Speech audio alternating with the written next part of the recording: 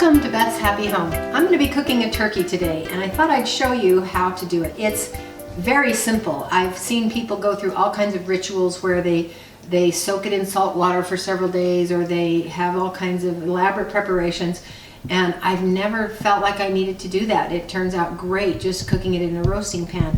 But the dressing is maybe takes a little bit of information, and so I'll give that to you first. I'm chopping up this yellow onion into fairly small dices, and then I'm going to mix it with this bread. The bread is 100% whole wheat, homemade bread. I cubed it up yesterday into these little crouton-sized bits and just left it out to dry. So it's pretty dry now. There's about 6 or 8 cups of it in this bowl, and that's going to be enough because there's not it's not a huge turkey, and I like to cook the dressing in the turkey. So I've got the bread in there. It's all nice and dry and stale, and put a whole onion in there.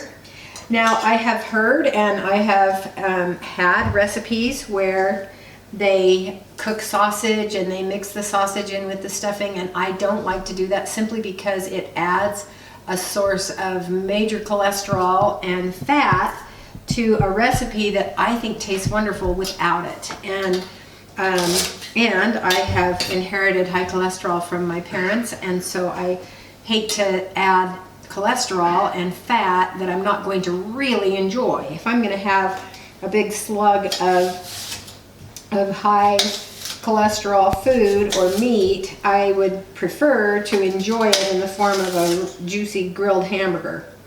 So I recommend that you just have an herb stuffing and make it as healthful as you want, and it's going to taste good. The main flavor is going to be sage anyway, and so there's no important reason in my mind to add it.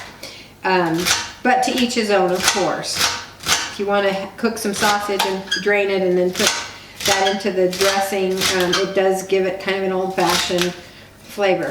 If you wanted to kind of mimic that without all the extra fat and calories, you might just add a little bit of fennel to this recipe, and the fennel is kind of the dominant flavor in my mind in your average sausage. So those are some ideas. But be very careful with the fennel because it's very, very strong. And I'm not going to do it because I like just the sage. So there's 3 stalks of celery, about 8 cups of cubed bread, and 1 large yellow onion diced. Now I'm going to add about a teaspoon of garlic powder. This isn't garlic salt, it's garlic powder. And here is about a teaspoon and a half. Yeah, about 1.5 teaspoons of ground sage. Well, they call it rubbed sage.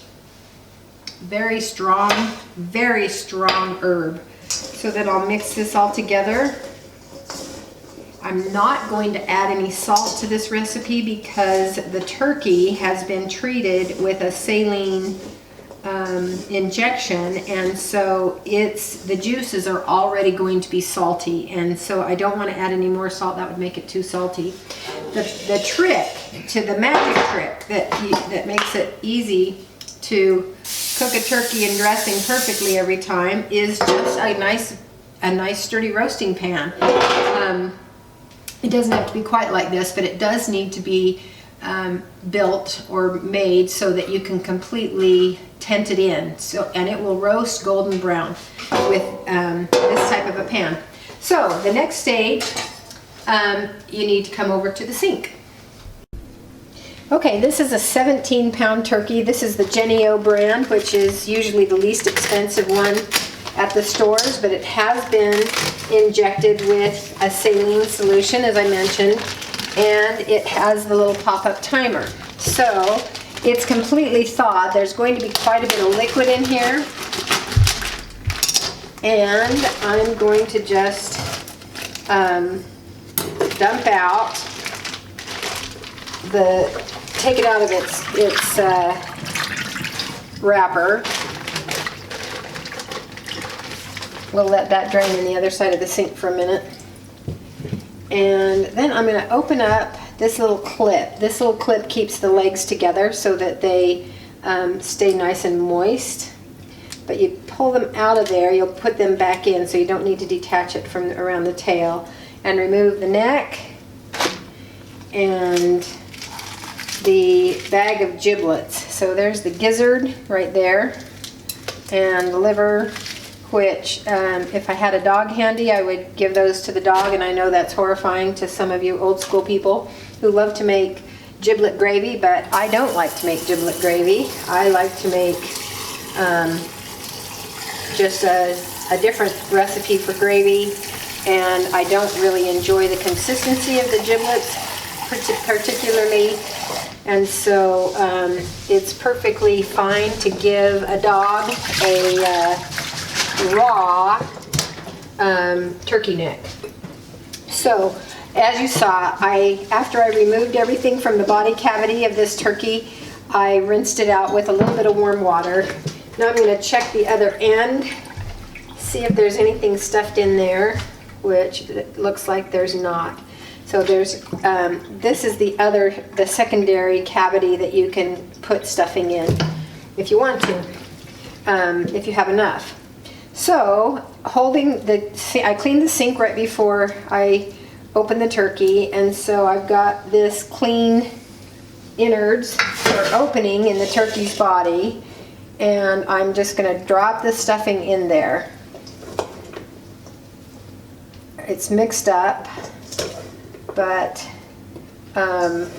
there's nothing scientific, or you don't need to go to culinary school to figure out how to do this. I'm just going to stuff him as full as I can, and this bread is pretty sturdy bread because it's homemade and it's stale, so I can push it down quite a bit. A stuffed turkey takes longer to cook than an unstuffed turkey, of course, because it's denser and heavier, but it seems like using that roasting pan, it usually will take about a half an hour less than what it says on the package. So there's always a scale on the side of the package that tells you how long to cook the turkey, and so this one was a 12 to 18 pounder, so it's almost 18 pounds. It says 4 to 4 3/4 hours, and so I'm going to assume that this will be done in about 4 1/4 hours, and I'm going to pull it out before it's ready to serve, because I want to get the drippings out to make the gravy, and the turkey's supposed to kind of rest and settle and kind of finishes cooking at the very last minute while it's waiting to be carved. So I've got this full of the stuffing. I'm going to close up the legs by tucking them back into this little plastic bracket that came with the turkey. And I'm going to tuck down this tail. In fact, I should have done that before. Let me pop one leg out. I'm going to tuck down the tail so that it kind of makes a cap, and then close up the legs so that they're all nice and snug. So that end is done. This roasting pan has been sprayed. So at this point, I'm going to pop the turkey into the roaster and then stuff this last little cavity right here. Now you notice that the wings are up right now, and when you see the postcards of Thanksgiving, the wings are always down. This is the turkey's back, and so you usually will see it pictured with the back on the bottom and the breast on the top. But I learned a trick many years ago, and I think it's a really good one, and that is that instead of cooking it with the breast up, the breast is the least juicy part of the turkey, and so when you put it on top, all the juices as it cooks are draining down toward the most juicy part. It makes a lot more sense to cook the turkey upside down, and so that's what I do. I leave the wings up, the back up. And that way the breasts are kind of self-marinating. Now I'm going to close this off with a toothpick. Okay, now I'm going to just get the last of that stuffing tucked in there. And I'm going to stretch this skin as much as I can. Overlap it there. And just kind of put a nice toothpick through both layers of skin and put it up like that, and then pull the skin over from this side and tuck it over also, because it's going to be, I want that stuffing protected from the most heat of the oven. So I'm going to poke that into the skin and push it up, and that'll hold that closed really nicely. So that's all there is to preparing this turkey. I'm not going to salt it, I'm not going to oil it, I'm not going to do anything. It will brown and be beautiful golden color. This says right on here the temperature needs to be 325 degrees. That seems like it's always about right. So I'll heat the oven, and I will cover it with the roasting pan lid, and then the turkey and the dressing are going to be ready to serve once they come out of the oven. That's all there is to it. Okay, the time should be up. It's been about 4 hours since this turkey's been in the oven. So let's have a look.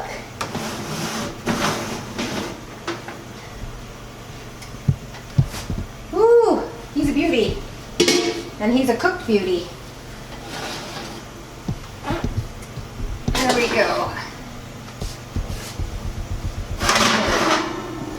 Pop that back in and get ready to slide my other casseroles in. But in the meantime, you can see, I can tell immediately that he's done by the color, for one thing, but also you look at this, how easily this wing breaks off. That's proof that it's very well done. And the little button that pops out is on the other side of the turkey. It's on the top side of the breast. But I don't need to see that little button popped out to know that this is completely cooked all the way through. There's a good amount of drippings, and it doesn't look like there's a lot of fat in them, and so that's good news too. I don't like to use the fat, but I won't have much to skim off. So we're going to let him sit for just a little while. Probably we'll give him 20 minutes, and while he's resting, I'll get the other ingredients for the gravy assembled in the pot, and then I'll just add the drippings and it'll be ready to go too. So I'll bring you right back when I am ready to make the gravy. Okay, so I'm ready to unstuff this turkey. So I'm just going to break off the toothpicks, make sure that I get both of them as I pull them off. I don't want anyone accidentally getting a toothpick in their mouth. So there's both of them. Take them with that skin. Not going to hurt anything. And so I'm unstuffing the smaller cavity first. And happily, the onions and the celery are all nice and tender. It's not too soggy because I used that good sturdy bread. And it smells sagey and savory and wonderful. So that's the smaller amount from the smaller cavity. Now I'm going to flip this bird over,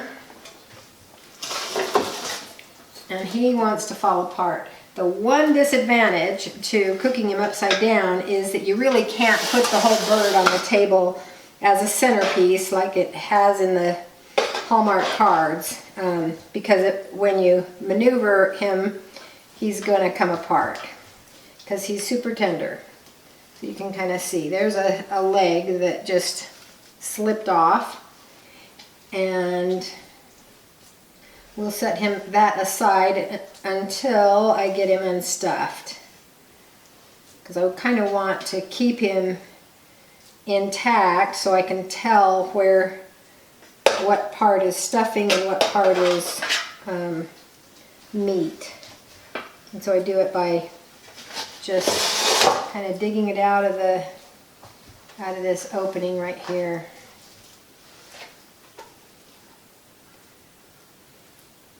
There's a little bit more of the drippings that have gathered in the pan since we dumped them out, and that's just from the bird resting.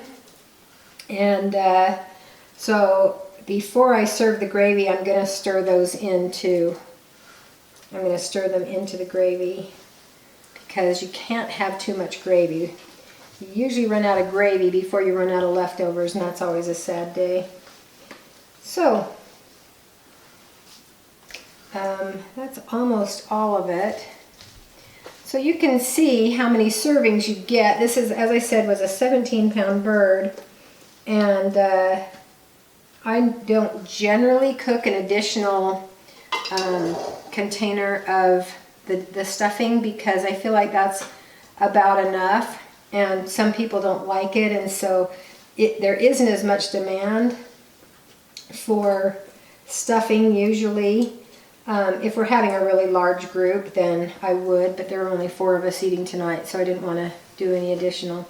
Okay, now I'll pull off this wing and just set it in the pan, and carve the breast by just slicing it like this, and then cutting it. I'll cut it off the bird, and then I will just slice it flat. And then with the thigh, I'm going to have to probably just kind of pull it with a fork off, and it won't be in tiny little slices, but it's really hard to keep it in tiny little slices when it's coming off of a bird that isn't shaped for slicing. So I'll show it to you in just a minute.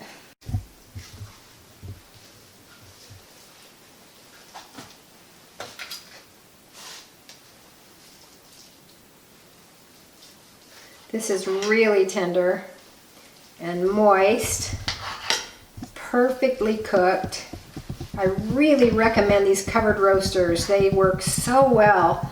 You can get the same effect with just a foil roasting pan covered very tightly with tin foil, but you're going to have to resist the urge to be peeking at it regularly because you want to keep that moisture in with the bird and give it a chance to really roast.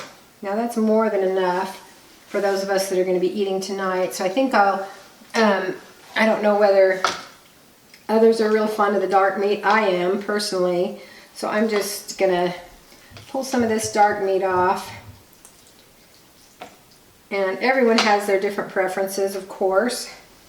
And I'm sure that there are proper ways to do it and improper ways to do it. This is the practical way for me, in my mind, just because I can arrange it after I get it off the bird, and it's so tender and moist that it doesn't want to be tidy at all. But I will cut this into just a little bit smaller pieces so that it's easier to serve, and just kind of make it look presentable. And then immediately after the meal, you need to take all the meat off of the bones and put it away in the freezer or in the refrigerator. You don't want to let that turkey sit out at all because you can get food poisoning if you let it just sit and have people picking at it. You want it to be refrigerated as soon as it's cool enough to really work with, and usually that's about the time you've finished with pie. Go ahead and debone the bird. And you can, if you want to, it's kind of fun to actually take the bones and take the carcass and boil it in some water, make a broth with it, and then that makes a really good base for turkey soup. And it's yummy too. One of those Thanksgiving holiday things. All right, so that'll do it.